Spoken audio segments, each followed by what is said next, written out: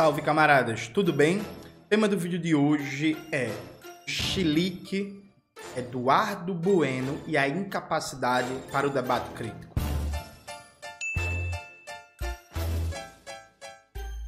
Antes de começar propriamente o tema do vídeo do canal, quero muito agradecer a você que ajuda a manter e melhorar nosso canal a partir do Apoia-se. Seu apoio é fundamental para a gente manter e continuar o nosso trabalho. Lembrando também que a gente tem como meio de apoiar o canal o Pix, né? Tá aparecendo aqui como QR Code na tela do vídeo, e a gente também tem uma lista de transmissão no Zap Zap com todo o conteúdo que a gente produz e recomenda. Tá quase chegando a 9.000, entra lá, tá aparecendo o QR Code aqui, link tá na descrição do vídeo e não perde nada. Camaradas, note, eu tava em São Luís do Maranhão, fazer atividade pelo Sindicato dos Bancários de São Luís do Maranhão, uma atividade maravilhosa. Conheci a Liberdade em São Luís, fui no Novo Quilombo, né? Ouvi um reguezinho, foi muito bom. Enquanto eu estava lá em São Luís, feliz da vida, porque, porra, São Luís é maravilhosa, né? Tem uns problemas, como toda cidade no capitalismo independente brasileiro, mas cidadezinha maravilhosa, muito bonita. A galera me manda um vídeo do Eduardo Bueno, né? Dando um chilique, delirando, babando, me atacando e por aí vai. E aí eu tenho algumas considerações para fazer, e como sempre, eu não vou xingar ele de volta, não vou atacar ele de volta, não vou falar sobre aparência, eu vou fazer um debate teórico. Perfeito? Vamos ver primeiro qual foi o chilique do Eduardo Bueno, o que foi que ele falou. Aí eu peço desculpas a vocês, assim, que é um conteúdo, assim, lamentável, assim, grotesco, é um conteúdo aterrador. Mas vamos ter que mostrar isso, perfeito? Aí depois que a gente ouvir as barbaridades, a gente faz um debate teórico aqui de qualidade sobre o tema. Vamos lá. Sabe por que eu resolvi falar isso? Porque surgiu no Brasil uma figura constrangedora, patética, da qual não deveria falar, chamado Jones Mané. Jones Mané, que é, como já diz o próprio nome, um mané, né? Marxista-leninista, parece. Foi o Caetano que inventou ele. O Caetano é meu amigo, eu sou amigo do Caetano, venero o Caetano há anos, convivo, fui na casa, bababá, mas é impressionante o que o Caetano já disse, de merda, tipo eu, né? Quer dizer, eu já disse muito mais e eu nunca fiz tudo que o Caetano fez pelo Brasil. E é impressionante o número de nulidades que o Caetano alçou ao estrelato momentâneo, inclusive várias músicas, cantoras e músicos que eu acho horrorosos. E que o Caetano, nas suas idiosincrasias, e ele pode tudo, porque ele é o Caetano, né? Inventou. Ele inventou esse Jones Mané, que é o Fordo. É o Fordo. Ele é um gordo forte. Estou falando de gordo porque é o seguinte, primeiro que eu sou politicamente incorreto, e comigo não tem gordofobia, porque eu venero o João Gordo, eu era amigo do Jô Soares, eu tenho um monte de amigos gordos maravilhosos. Mas daí tem o gordo, que nem se assume como gordo, e fica malhando na frente do espelho. Vê as fotos dele, quer dizer, não vê porra, mas ele posta assim, isso aqui, ó, isso aqui é que é músculo, isso aqui é um tríceps. Vai dizer que eu errei? Não, é que o meu bíceps é tão grande que é um tríceps. E aí eu vou cantar pra ele. É assim, ó. Me and Mrs. Jones, we got a thing going on, but we don't have a thing going on. Não tem nada entre nós. E nem vai ter depois disso. Só tem entre tu e mim. Porque tu é um recalcado, porque tu é limitado, porque tu não é nada, porque tu não é ninguém, porque tu é um fordo. E ainda tem aquela, something is happening, and you don't know what it is, do you, Mrs. Jones? Esse Mrs. Jones Mané tem um canal no YouTube, na qual ele diz assim, Eduardo Bueno deseduca. Eduardo Bueno está equivocado. Eduardo Bueno errou. Eduardo Bueno está equivocado. Eduardo Bueno errou várias vezes. Agora, Eduardo Bueno deseduca. Você que me para na rua todo dia e diz, porra, passei no vestibular. Aliás, lamento. Por tua causa. Tu mudou a minha vida. Tu mudou o meu jeito de ver história. Você que leu meus livros. Invada as redes de Jones Mané e destrua essa... Nem vai lá ver. Tô brincando de verdade. Só queria te dizer que nesse momento em que o Donald Trump toma o poder, nesse momento em que... Preste atenção nisso aqui, em especial. Essa aqui é uma das partes mais importantes. Preste atenção nessa fala aqui. E Eduardo foi lançado à presidência, não sou eu, pelo Steve Bannon. Nesse momento que o Milley quer acabar com menção a feminicídio. Nesse momento em que essa escumalha da direita fascista, flertando com o nazismo, está em campo. Esse patético desse fordo, esse patético fordo que pousa de si mesmo na frente do espelho, marxista-leninista, o cara se diz marxista-leninista. Ele acha que o alvo sou eu. Ele é um otário, né? Ele quer se consagrar em cima de um luminar que nem Eduardo Bueno. Mas não passarão, nenhum deles passará, porque é Viva Zapata! Viva Zapata! Isso aqui é quase publi, porque é de um restaurante, fui lá jantar, achaquei a camiseta dos caras e disse, eu vou fazer um programa sobre a esquerda, porque esse é um programa, claro, tu sabe, eu sou de extrema esquerda, sempre fui, chama Tangá, tem um nome lá, Tangá, na rua Plínio Brasil Milano, em Porto Alegre, olha que publi, melhor restaurante mexicano do planeta, viva México, viva Eisenstein, viva Pancho Villa, viva Emiliano Zapata, viva a Revolução Mexicana, e é isso aí, tá? Então acorda, desperta, abre os teus olhos.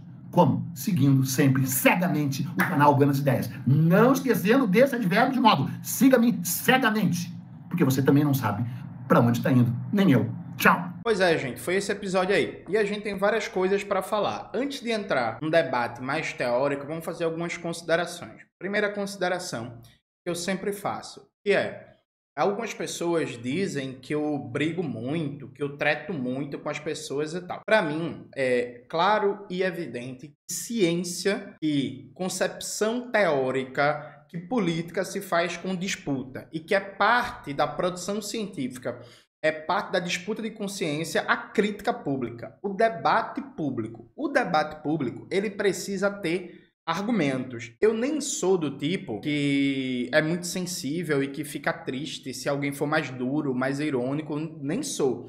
Eu só acho que é obrigatório ter argumentos, né? É comum, principalmente figuras acadêmicas, coincidência ou não, a maioria branca, a maioria do Sudeste brasileiro e por aí vai, me atacarem sem argumento. Porque, veja, o problema em si não é necessariamente o ataque, viu? A pessoa pode fazer um ataque, por exemplo, se você considera que alguém é seu adversário, eu acho muito tranquilo você tratar ela com toda a dureza que você acha que um adversário merece. O problema é quando não tem argumentos. Isso acontece com certa frequência. O Eduardo Bueno, neste episódio, ele não usou um argumento sequer. Veja, ele gravou um vídeo de quase 30 minutos.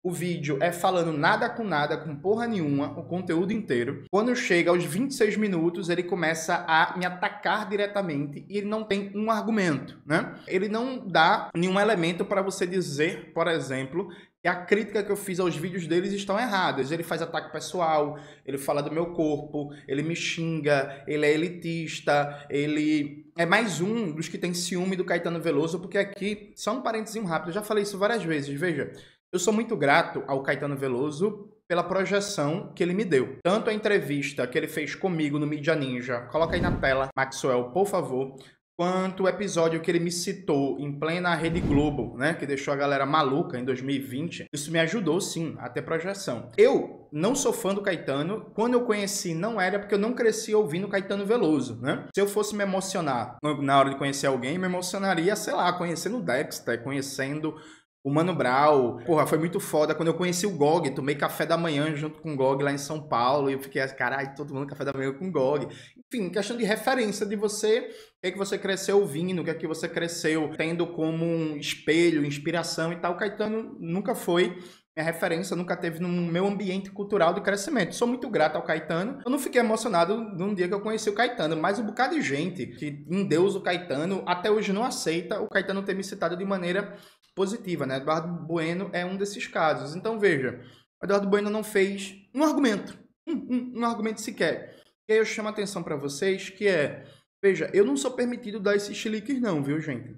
Se eu desse esses chiliques, minha vida estaria acabada, né? Então, o César Callejon pode dar aquele chilique que ele deu querendo vender Corolla. O Juca Kfouri pode vir com aquela grosseria de me mandar estudar, dizer que eu preciso conhecer história. O Luiz Felipe Miguel pode me chamar de bombadão stalinista e publicar foto minha sem camisa. Essa galera pode fazer tudo. Pode fazer tudo. Se fosse eu que tivesse essa postura de xingar os outros, de falar do corpo, de se eu ficar xingando, sei lá, falando que o Eduardo Bueno é velho, que é não sei o quê. Eu nem faço isso, viu, gente? Enfim, essa de passagem. Mas se fosse eu fazendo isso, minha vida pública acabava. Esse é o primeiro ponto. O segundo ponto é que muita gente usa uma perspectiva de uma retórica, né, de quinta categoria, que é assim: a extrema-direita crescendo e seu foco é atacar o Eduardo Bueno, é atacar a esquerda. Veja, primeiro, crítica é diferente de ataque, né? Isso que o Eduardo Bueno fez é um ataque. Por que é um ataque? Daí não saiu nenhum argumento. Daí não tem nada que contribua para um debate teórico e político. Daí você não tira nada que não um ataque. Então veja, se você não gosta de mim, concorda com isso, parabéns. Mas você concorda com uma forma de interação no debate público que não tem argumento, é meramente ataque. Você não pode discordar do bolsonarismo, né? Você não pode cobrar que o bolsonarismo pare de ficar fazendo mentira, fake news, ataques, difamações e tal, porque se você acha normal que o debate público seja preenchido por ofensa, por xingamento, por ataque pessoal, por falar do corpo dos outros, sabe? Você precisa ser coerente com a sua percepção. Mas aí veja, gente, meu canal existe há mais de 5 anos. Já tem mais de 1000 vídeos publicados. Sabe quantos vídeos eu soltei fazendo uma crítica ao Eduardo Bueno? 2. Agora presta atenção, tem 3 vídeos no meu canal criticando o Eduardo Bueno, só que um deles foi um vídeo no canal do Gustavo Gaiofato. Aí depois eu subi para o meu canal, porque era isso, já estava gravado, eu estava dando muito acesso, vou subir para o meu canal. Então assim, em mais de 5 anos de canal, com mais de 1000 vídeos gravados, eu gravei 2 críticas ao Eduardo Bueno. Axel, bota aí na tela os 3 vídeos, por favor. Um é sobre o cangaço, um é sobre Prestes e um é a live com Gustavo Gaiofato. Beleza? Beleza. Nenhum desses vídeos é recente. O mais recente, na tela parece que foi gravado há 1 ano, mas foi quase 2 anos. Eu ainda morava no centro da cidade, na Avenida Guararapes. Foi em 2023. Então, eu passei 2024 inteiro sem falar do Eduardo Bueno. Durante 2024, o Eduardo Bueno me citou, me atacando 5 vezes nos vídeos dele. Todas as vezes a galera me mandou, só que eu não quis responder, deixei pra lá, foda-se. Porra, tô brigando aqui contra a austeridade, tô brigando contra a privatização de presídio, tô brigando em defesa do BPC, tô fazendo um debate, divulgação aqui do marxismo, tô lançando um livro e tal, vou estar dando cartaz pra Eduardo Bueno, enfim. Então, o Eduardo Bueno me cita muito mais do que eu cito ele. Alguém pode dizer assim, ah, Jones, mas o Eduardo Bueno nunca fez react. Beleza, porque não é a característica do canal dele. Ele me cita muito mais. E aí, veja, esse negócio de dizer assim, ah, não, mas a extrema-direita, Milley, Trump e você atacando a esquerda. Veja, não é ataque, é debate. Isso por um lado. Por outro lado, esse é um argumento covarde mobilizado para negar o debate. Dado que o Eduardo Bueno, durante o governo Bolsonaro, gravou vários vídeos atacando a esquerda, atacando os marxistas, atacando os comunistas. O Eduardo Bueno, há anos, no canal dele, Buenas Ideias, ataca as esquerdas. Então, peraí. Então, ele pode atacar as esquerdas, e aí não importa. Quando o Trump era presidente no passado, o Eduardo Bueno soltou vídeo atacando as esquerdas. Aí o Trump é presidente, aí o Bolsonaro é presidente, aí o fascismo está ascendendo na Europa, ele pode atacar as esquerdas. Mas se alguém responder, isso aí é condenado em nome de uma unidade de esquerda. Peraí, pô, sabe? Vocês percebem que isso não faz sentido? Aliado a isso, esse argumento é perigoso, porque, beleza, a situação é muito preocupante no mundo com o crescimento da extrema-direita do fascismo. Precisamos nos unir. Beleza, nos unir para onde? Nos unir em que caminho? Nos unir com que tática? Com que estratégia? A gente só vai clarificar isso a partir do debate de ideias, a partir da crítica, da autocrítica, da contestação, da reflexão. Não existe isso, porque algumas pessoas que se consideram de esquerda acham que o caminho para enfrentar a extrema-direita é se unir para aplicar um programa neoliberal e privatizar presídio. Eu sou contra. E aí? Nós do PCBR somos contra. E aí? Como é que a gente faz? Como é que a gente clarifica essas posições? Como é que a gente deixa claro qual é o caminho que cada um acredita para enfrentar a extrema-direita? É claro que isso não impede unidade de ação, isso não impede ações comuns, mas existem caminhos diferentes para enfrentar a extrema-direita. E citar a existência da extrema-direita para negar o debate não faz sentido, beleza? Então, 2 considerações. E eu reforço, gente, só pense o seguinte. Você que acha que eu brigo muito, que não sei o quê, veja, eu tenho vários defeitos, muitos defeitos mesmo, mas assim, ninguém pode me acusar, isso eu tenho certeza, de falta de argumento. Não quer dizer que meus argumentos são sempre bons. Não quer dizer que meus argumentos estão certos, presta atenção. Quer dizer que ninguém pode me acusar de falta de argumentos. Quando eu me proponho a debater alguma coisa, eu apresento argumentos, perfeito? Imagine, veja, não importa se você gosta de mim ou não, só peço, por favor, imagine se fosse eu que tivesse este tipo de comportamento. O que é que aconteceria comigo? Eu só peço isso pra você, sabe? Nem precisa refletir muito. Só imagine se fosse eu que gravasse um vídeo e passasse 2 minutos xingando, agredindo a pessoa, inclusive falando do corpo dela. O que é que aconteceria? Beleza? Agora vamos aqui fazer um debate teórico. O que é que deixou o Eduardo Bueno puto? De verdade. O Eduardo Bueno, ele se caracteriza por uma produção histórica que trata a história como uma mera curiosidade. A história como um conjunto de anedotas. É basicamente um tipo de ensino de história que faz muito sucesso em cursinho pré-vestibular e se contenta em decorar fatos, decorar cronologias, decorar consensos gerais sobre alguns processos históricos. Então, assim, você decora que hoje, no ensino de história, nos livros didáticos, por exemplo, sobre o governo Vargas, a síntese é que o governo Vargas era um governo autoritário e que era um governo que promoveu a modernização, a industrialização do Brasil, reprimiu os comunistas, acabou com a democracia e garantiu direitos trabalhistas. Então você decora isso, você decora datas, você decora uma cronologia e você adocica isso com eventos engraçadinhos, com eventos curiosos. Então, não, a amante do Vargas, a Aimee, como é que o Vargas fazia para se encontrar com a amante? Não, o Vargas queria reprimir os comunistas, foi fazer uma reunião com a Fiesp, com a burguesia de São Paulo,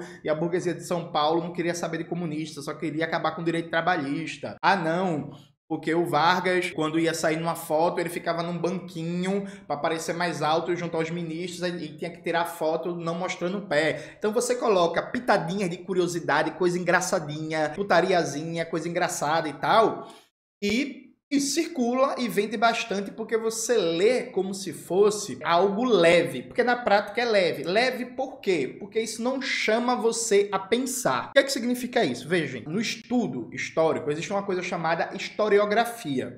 Então, ficando no exemplo ainda da Era Vargas, existem correntes interpretativas diferentes sobre o que foi a Era Vargas no Brasil, né? Essas correntes interpretativas diferentes, elas partem do manejo de fontes diferentes, do marco teórico diferente, de um marco político-ideológico de compreensão da realidade diferente. A partir do momento que você se debruça sobre uma análise histórica, você pega um livro, por exemplo, se esse livro for honesto e ele se propor a apresentar as principais correntes historiográficas e dizer claramente qual é a corrente dele e por que ela está certa, isso vai demandar necessariamente com que você pense. Perfeito? Com que você forme seu próprio juízo, com que você questione se o argumento, ou melhor dizendo, no plural, os argumentos usados são bons ou não, se estão corretos ou não, se a análise das fontes foi boa ou não, se a posição do autor ou autora em determinadas polêmicas é correta ou não. Eu, por exemplo, gravei recentemente um vídeo, né, sobre a coluna Prestes e tal, bota aí na tela, Maxwell, por favor, em que eu recomendo o livro da Anita Prestes, sobre a coluna Prestes, o livro publicado pela Boitempo Editorial. Eu comento neste vídeo que a Anita faz uma coisa que eu acho maravilhosa. Ela bota nos anexos dos livros uma parte dos documentos que ela analisou. Então ela bota lá vários manifestos feitos pelo movimento tenentista e pela coluna Prestes.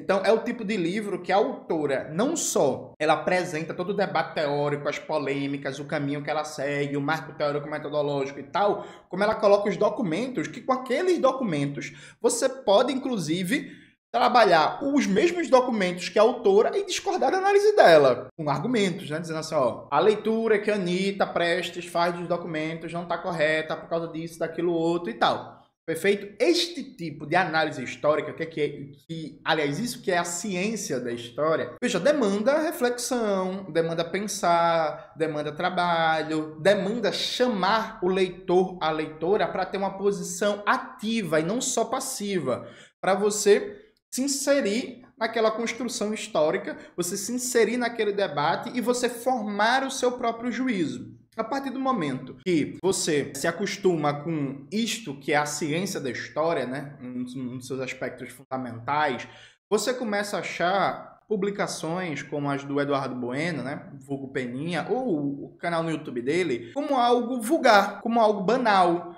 como algo simplesinho, que sim, é útil para você passar no vestibular. Por quê? Embora o Enem tenha mudado um pouquinho isso, o vestibular, grosso modo, tradicionalmente, ele não pede capacidade analítica. O vestibular, para a disciplina de História, ele pede basicamente a decoração, o decoreba. Ele pede que você saiba o que se considera os grandes marcos, por exemplo, da história do Brasil, que episódios você consiga resumir do ponto de vista cronológico e dos principais acontecimentos, dos principais fatos da história do Brasil e que você domine mais ou menos os consensos que estão ali colocados sobre esses acontecimentos, né? Então, por exemplo, o golpe empresarial militar de 64, né? O que foi que aconteceu? Como é que chegou o golpe? Por que teve o golpe? Lá, lá, lá, lá. É isso que um vestibular, grosso modo, pede. E isso é parte até do processo de aprendizado, porque, assim, na escola é normal que o ensino de história tome alguma dimensão, não em sua totalidade, alguma dimensão de decorar, de aprender a fazer uma cronologia, aprender a resumir o que se entende como fato histórico e por aí vai. Mas o processo de aprendizagem exige que você não só consiga decorar fatos históricos, como você aprenda ou entenda no essencial como se constrói a leitura do que é um fato histórico, como se consolida na memória de um determinado povo, uma determinada época, o que é um fato histórico, por que algumas coisas são consideradas fatos históricos ou não, por que a leitura dos fatos históricos muda, como é que muda, qual é a dinâmica de pesquisa, sabe? Coisas desse tipo. O Eduardo Bueno, ele é um típico manualzinho que faz graça, que adocica isto com anedotas, com historinha, que, veja, tem o seu valor. Eu acho que para quem não tem contato nenhum, por exemplo, com leitura, com literatura, com debate sobre história brasileira, pode ser uma introdução interessante. Qual é o problema? O Eduardo Bueno, ele faz isso, mas ele se acha intelectual. E aí ele não aguenta questionamentos. Os 2 vídeos que eu gravei, que deixaram ele puto da vida, lembrando, viu? Todos os vídeos, mais de ano, mais de 2 anos já. Um vídeo é sobre o cangaço e outro vídeo é sobre Prestes. Eu não vou resumir tudo aqui não, eu só quero levantar 2 questões para vocês. Veja. No vídeo sobre o cangaço, o Eduardo Bueno, ele parte de uma análise moralista e ahistórica e anacrônica, quer dizer assim, a esquerda adora Lampião e o cangaço e eles eram assassinos. Veja, que Lampião e o cangaço matavam gente, isso é um fato. Então você pode fazer um debate, quem mata gente é assassino, beleza. Só que isso não explica, preste atenção, porque historicamente, tanto na cultura popular das regiões do Nordeste. E aí pense, por exemplo, na expressão da literatura de cordel, pense nas cantigas populares, nas festas, no folclore, enfim, na própria tradição oral. Isto não explica por que Lampião e o cangaço foram apropriados como elemento de valentia, de coragem, de admiração, de rebeldia. Perfeito? Então, assim, você fazer um debate moralista. Lampião era assassino e a esquerda gosta de Lampião, a esquerda gosta de assassino. Não responde porque, na memória popular do Nordeste brasileiro, a imagem do cangaço e de Lampião em particular, pensado como o maior símbolo da história do cangaço brasileiro, é majoritariamente positiva. Majoritariamente positiva. Isto não explica como, também, em diferentes setores da sociedade brasileira e mundial, a visão dos cangaceiros sempre foi muito lida por uma perspectiva de esquerda, de justiça social, de rebeldia, de contestação. Então, se você vai para os debates da Internacional Comunista lá em Moscou, na União Soviética, no começo dos anos 30, presta atenção, tinha debates de comunistas brasileiros e comunistas russos colocando o cangaço como uma força que poderia ser trazido para uma revolução brasileira para enfrentar o latifúndio. Os cangaceiros estavam se radicalizando para pegar em armas contra o latifúndio, né, contra os grandes fazendeiros, numa perspectiva de reforma agrária. Isso era verdade? Não. Agora, isso foi na Internacional Comunista nos anos 30, século 20, beleza? Aí mais de 50 anos depois, tá Chico Science e Nação Zumbi lançando o genial álbum Da Lama ao Caos, em que a imagem dos cangaceiros também é lido como um aspecto de contestação social, de crítica, de rebeldia, de radicalidade. Meu irmão em Cristo, o que é que existe aí que explica que desde a Internacional Comunista, nos anos 30, até jovens do subúrbio, né, da periferia e de bairros de classe média da região metropolitana de Recife, nos anos 80 e 90, há uma imagem do cangaço que é uma imagem como um movimento contra os poderosos, contra as oligarquias, contra a dominação. Veja, fazer um debate meramente moralista, Lampião matava gente, Lampião, os cangaceiros praticavam estupros, matavam crianças, veja, tudo isso é verdade. Mas isso não explica a construção da memória histórica. Isso não explica o debate historiográfico em torno do cangaço. Vocês entenderam? Foi basicamente esta uma das críticas que eu fiz ao vídeo do Eduardo Bueno. Eu disse assim, ó, bicho, seu vídeo é ruim porque você faz uma análise meramente moralista e você não dá as ferramentas teóricas para as pessoas pensarem, ó, bicho, por que existe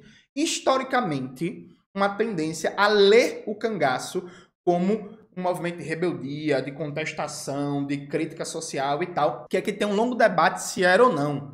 Eu acho, inclusive, que fazer a pergunta se o cangaço era um movimento de justiça social é anacrônico porque desconhece o que era a realidade do Nordeste brasileiro no final do século XIX e começo do século XX. Mas tudo bem. Então, fiz essa crítica, por exemplo, citando nomes como Darcy Ribeiro. No Povo Brasileiro tem um comentário de Darcy Ribeiro sobre o cangaço, que é fantástico, maravilhoso, né? O Eduardo Bueno, ele não consegue responder a um questionamento sobre esse. Sabe por quê?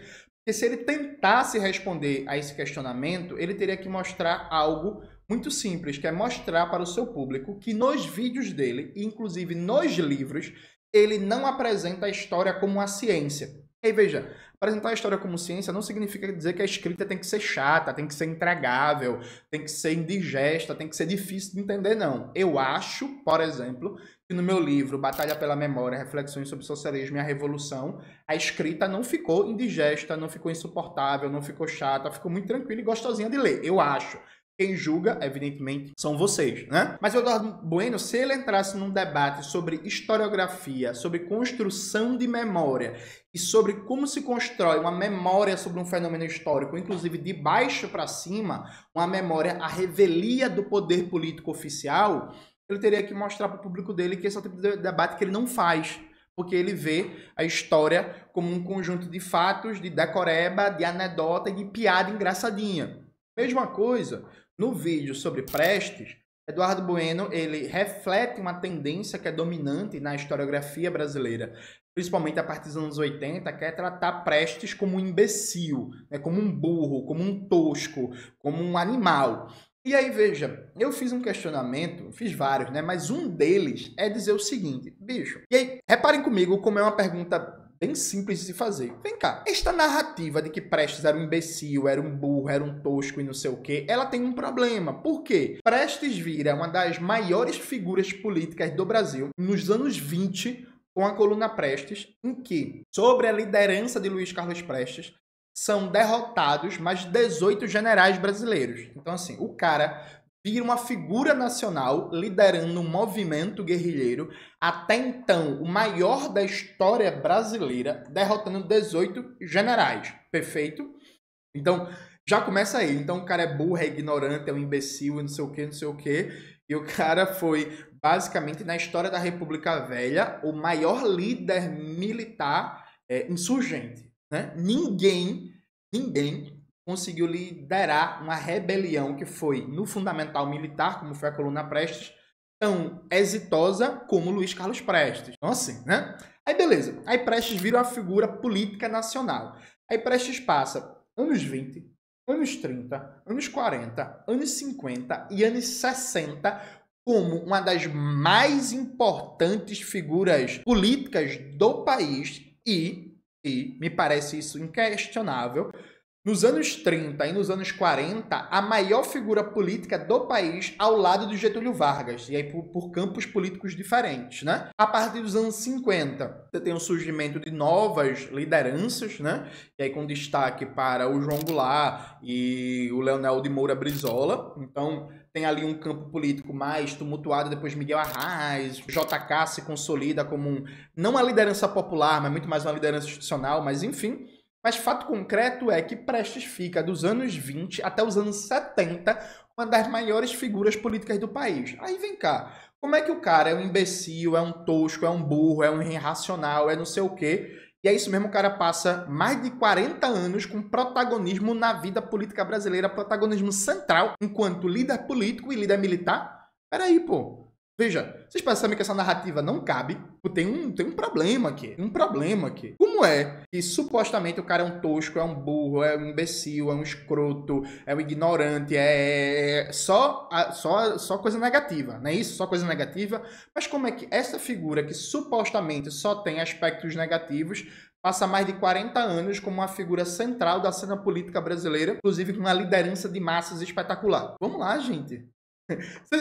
Entende? Que a coisa não orna, a coisa não bate. E aí é claro que o Eduardo Bueno também não consegue responder isso. Porque o Eduardo Bueno, ele é incapaz, pelo que mostrou até agora, de fazer um debate que chame uma reflexão real sobre as construções históricas que a gente tem consolidado. Então ele é incapaz de pegar um consenso dominante, como esse consenso de que Prestes era um péssimo líder político, era um ignorante, era um péssimo formulador teórico e por aí vai, e se perguntar, mas vem cá, este consenso está certo? Porque como alguém consegue ser supostamente um completo incompetente e ser uma das maiores lideranças políticas do país por mais de 40 anos? Não orna. E aí, isso faz com que o Eduardo Bueno ele entre em choque. Por que ele entra em choque? Aqui eu entro nas considerações que eu julgo mais importantes. Veja, o Brasil, ele foi um país, como diria o Clóvis Moura no Rebelião das Senzalas, que fez a independência sem abolir a escravidão e aboliu a escravidão sem fazer a reforma agrária. Essa brilhante síntese do Clóvis Moura, né, que está no Rebelião das Senzalas, coloca aí na tela, Maxwell, por favor, chama a gente a pensar a construção da transição do Brasil da situação colonial para o capitalismo dependente, uma construção que foi feita sem uma reforma nacional popular, sem uma revolução nacional popular. Então aqui a construção da nacionalidade brasileira se fez no fundamental de cima para baixo. Não é que não teve lutas de baixo para cima, tivemos várias. Infelizmente, boa parte delas foi derrotada. Dentre outros aspectos, foram derrotadas porque foram lutas que tiveram um caráter muito mais local do que nacional. A repressão era nacional, mas o caráter da luta era muito mais local, perfeito? Isso cria uma sociedade profundamente autoritária nas suas relações sociais. Isso não é por causa de herança cultural portuguesa, não é nada disso não, é porque no processo histórico-político de transição da sociedade colonial para a sociedade capitalista dependente, a gente não conseguiu impor ainda de baixo para cima uma remodelação democrática, ou como diria o Florestan Fernandes, uma revolução democrática da sociedade brasileira. Há vários exemplos na história em que, mesmo mantendo o capitalismo, acontece uma revolução democrática de baixo para cima que muda em vários aspectos as relações entre as classes sociais no capitalismo, como está posto. Então, o caso do México, por exemplo, a Revolução Mexicana foi em muitos aspectos uma revolução democrática que fez com que também em muitos aspectos a sociedade mexicana fosse mais democrática do que a brasileira. Não estou falando aqui democrática do ponto de vista de questão eleitoral, não. Estou falando do ponto de vista das relações sociais mesmo. Né? Assim como a sociedade venezuelana, com o processo liderado pelo Hugo Chávez, e aqui não fique dando chilique falando do Maduro não, viu? Eu tô falando dos últimos 20 anos do processo que foi iniciado com o Hugo Chávez. Ela passasse por uma revolução democrática em vários aspectos, como, por exemplo, o acesso à cultura, sejam mais democráticos na Venezuela do que no Brasil. Perfeitamente. Uma das características dessa transição histórica da sociedade colonial para dependente, mantida no fundamental até hoje, é um caráter muito aristocrático, muito hierárquico, muito incapaz de relações entre iguais na empresa, na universidade, na igreja, na família, na associação de moradores e tal. É muito difícil no Brasil, das características históricas do nosso desenvolvimento capitalista brasileiro e o próprio resultado concreto da luta de classes nos momentos decisivos da história, você estabelecer relações democráticas, relações igualitárias mesmo entre pessoas com posições hierárquicas diferentes. Então, é quase impossível na sociedade brasileira você, por exemplo, está cursando a universidade, está fazendo uma graduação, um mestrado, um doutorado, você discordar do seu professor, você discordar do seu orientador. quem aqui frequenta a universidade sabe que é o fim do mundo, é que é melhor não, né? Assim, tem certas figuras que se você fazer uma crítica a ela, você nunca mais publica em editora X ou Y. Você nunca mais publica numa determinada revista. Você nunca mais é chamado para determinado seminário, para determinado congresso, sabe? Então aqui no Brasil há uma dificuldade muito grande de fazer um debate de ideias franco, aberto. Veja, alguns países da Europa Ocidental há um costume que é muito saudável, inclusive, que é o orientando criticar na sua tese de doutorado a obra do seu orientador. Que legal! Porque a ideia da ciência não é acúmulo, não é avanço do conhecimento, não é avançar a fronteira do conhecimento, nada mais natural do que o orientando se propor a superar a obra do seu orientador. No Brasil, isso é impensável. É impensável, né? E aí o orientador ele já vai dizer assim: ei, matar o pai primitivo é um caralho, ele vai querer matar o filho com tijolada, né? Então há uma dificuldade. Isso se reflete na universidade, isso se reflete nos partidos políticos, isso se reflete nos grandes meios de comunicação e tal, de lidar com críticas. De tratar a crítica como uma disputa de argumentos, como uma disputa de ideias. É claro que o debate teórico não é só uma mera disputa pura de ideias e argumentos, tem performance, tem jeito de falar, tem vários aspectos também que compõem isto, né? Mas, no fundamental, a disputa teórica deveria ser isso, uma competição para ver quem tem os melhores argumentos, as melhores posições, quem consegue defender melhor suas posições. Mas isso é muito difícil de se fazer. É por isso que é tão comum ver acadêmico dando chilique quando recebe uma crítica. É por isso que o Eduardo Bueno não achou algo bizarro lançar esse vídeo. Porque isso é algo que coaduna muito com o que é a tendência antidemocrática típica do processo histórico no Brasil de você encarar um debate teórico. Então, veja, ele acha que é um absurdo, provavelmente porque ele é mais famoso, porque ele vendeu mais livro que eu, imagino, eu fazer uma crítica a ele, percebe? E aí ele não vê constrangimento nenhum em, ao invés de responder um debate teórico, ele sair me xingando. É normal. E aí não tenha dúvida que se ele fosse um professor universitário e eu fosse aluno dele, ele me reprovaria de disciplina, tentaria cortar minha bolsa, entende? É isto. É isto. Há uma tendência aqui e as pessoas estarem desacostumadas com o debate teórico, desacostumadas com a ideia de que é possível, inclusive, você concordar com a crítica e você não achar a pessoa um imbecil, uma burra. Você pode, por exemplo, achar que um autor X, um autor muito bom, muito qualificado, mas você vê uma crítica a ele, achar que aquela crítica está correta, mas isso não desabona toda a obra do autor, da autora, percebe? Recentemente, ainda, quando eu estava em São Luís, eu divulguei uma entrevista do Nelson Werneck Sodré sobre o tenentismo. Inclusive, divulguei na minha lista de transmissão no Zap Zap, viu? Então, quem está nessa lista de transmissão, por exemplo, recebeu esse conteúdo. Bota aí, Maxwell, mais uma vez o QR Code na tela do vídeo da lista de transmissão no Zap. E aí, eu coloquei na descrição deste vídeo, né, eu dizendo que Sodré é o maior historiador brasileiro do século XX. Eu tô convencido disso. Aí alguém falou assim, mas Jones, como é que tu diz que o cara é o maior historiador brasileiro do século XX e tu discorda da tese dele sobre feudalismo no campo brasileiro no século XX?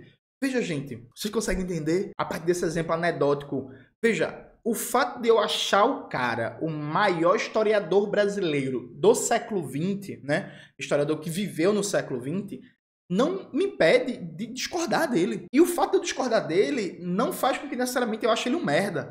Vocês entendem?